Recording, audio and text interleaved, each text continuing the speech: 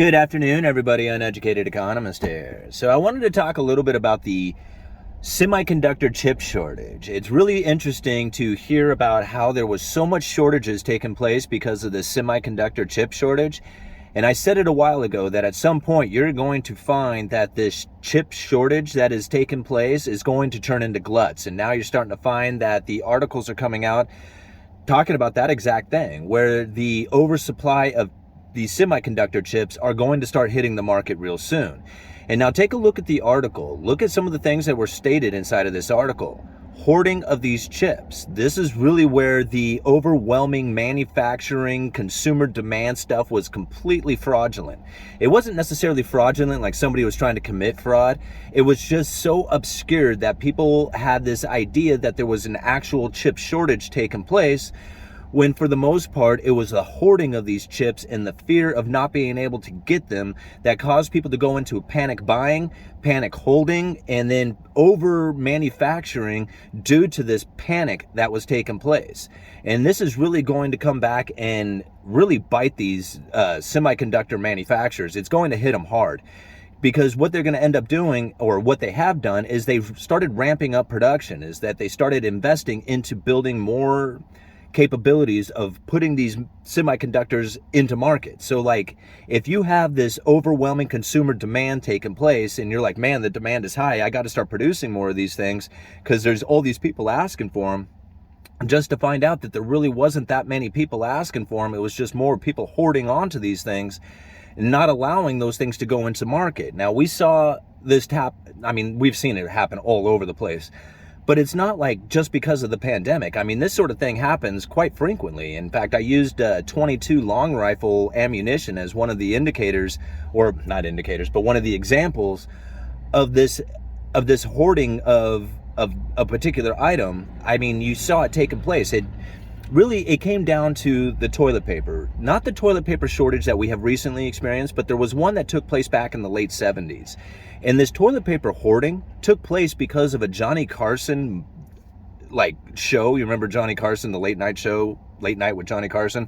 Anyway, he was joking around about a particular scenario that had happened. Like, I think it was Wisconsin or something. Like, one of the congressmen or something from this particular area started talking about how this pulp manufacturing, or this pulp industry within the state, was having issues, and that it was going to create this paper shortage, this toilet paper shortage.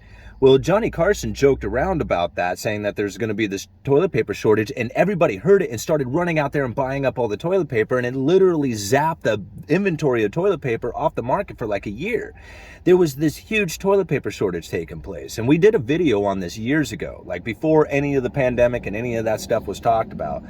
We had talked about this panic buying that takes place and takes out all the inventory, and then next thing you know, trying to supply that inventory again or bring it back to market in a reasonable fashion doesn't happen right away, because everybody's still stuck in this idea that there is going to be a shortage, and so they just buy up everything that they can find.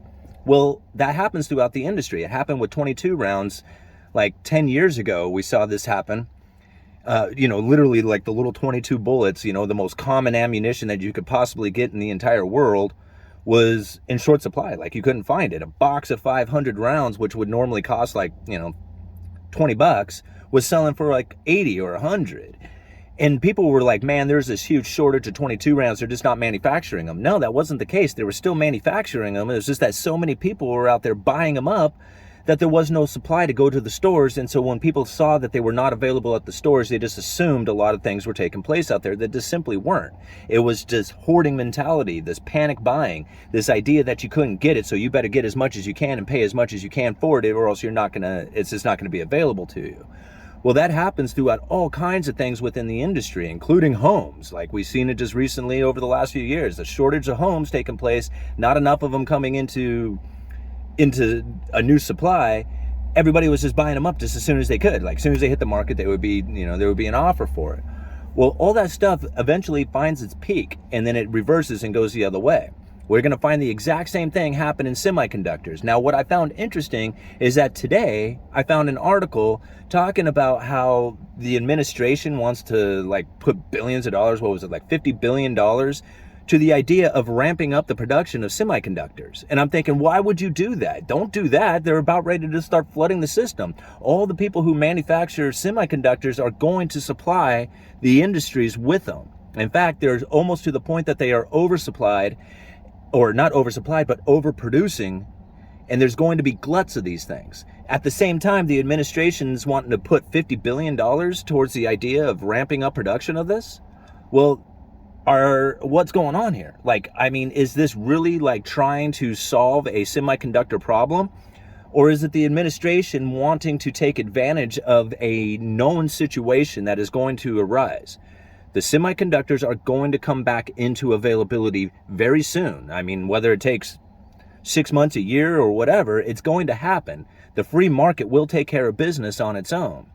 But the administration, I think, wants to take advantage of that possibility, saying, okay, well, if all of a sudden there's semiconductors available here in the next few months, maybe if we put out this idea that we're doing something to try and ramp up the production of semiconductors, well, then we could take advantage of that situation, saying, hey, look what we did. We like totally helped you guys out by throwing this, $50 billion at the industry to try and ramp up production. But at the same time, that was already going to take place. You see where I'm getting? Like, whether they got involved or not, we're still going to have the same outcome. Might as well take advantage of that outcome by saying, hey, we helped you out, right? We're the government. We're here to help. Now, I'm not saying that's the case. All I'm saying is just like, it's very interesting to find these two articles at the same time. Now, something that you have to think about also on top of this is that think about all the cars that have been partially built. This is a very interesting thing to think about as well, because like the article I'm going to leave down in the description, I think just talks about GM and how there's like, I don't know, 95,000 cars or something that are waiting to be finished so that they can make it to market, to make it to the customers. Excuse me, I just had lunch. I had kimchi. It was really good, and it's giving me the burps. So, but you have to think about like how many other car manufacturers are sitting in that same position, that they have partially built these vehicles waiting for these semiconductors to be available to them. And then all of a sudden you're going to have a flood of semiconductors coming in. Well, they're going to want to put these cars out, just like get them finished and get them out to market as soon as possible.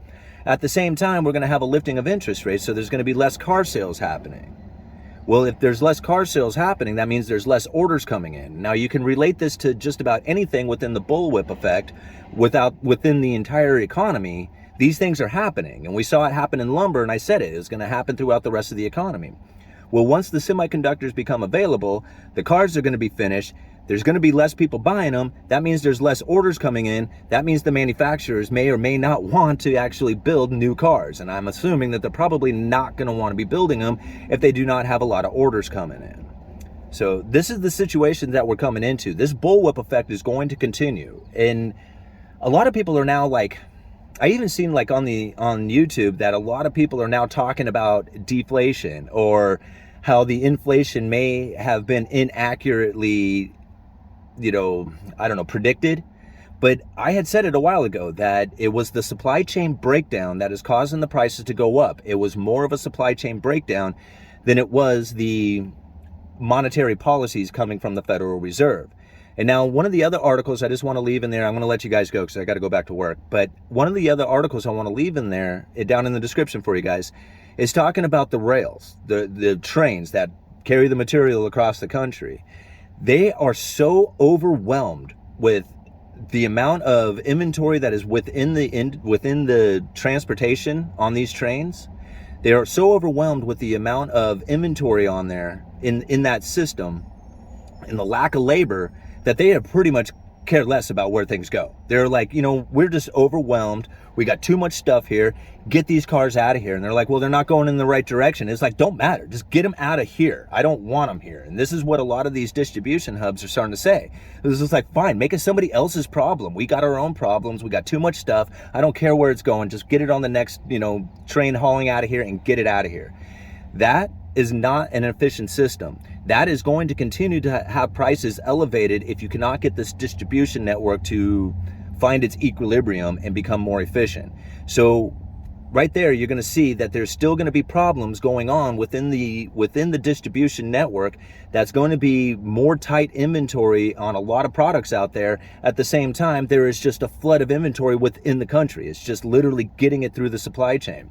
Now, when the Federal Reserve says we want to lift interest rates to hold back on consumer demand or bring this consumer demand down, that's going to be more of a problem than a benefit, because you need low interest rates for people to start businesses. They want to borrow money to start their business and then move that stuff throughout the country. But if you have a situation in which that you are being forced to not necessarily being forced, but you're in a situation in which that borrowing money is more difficult than for you to start your business with, well, then that's like cutting into your profits. Now, I'm not trying to say that the Federal Reserve should drop interest rates right now to try and get this material through the industry, throughout the supply chains.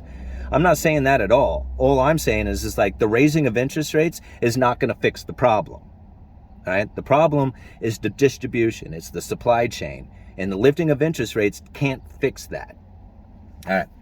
I'm going to leave it at that. Take a look down in the description. Uneducated Economist, you let me know.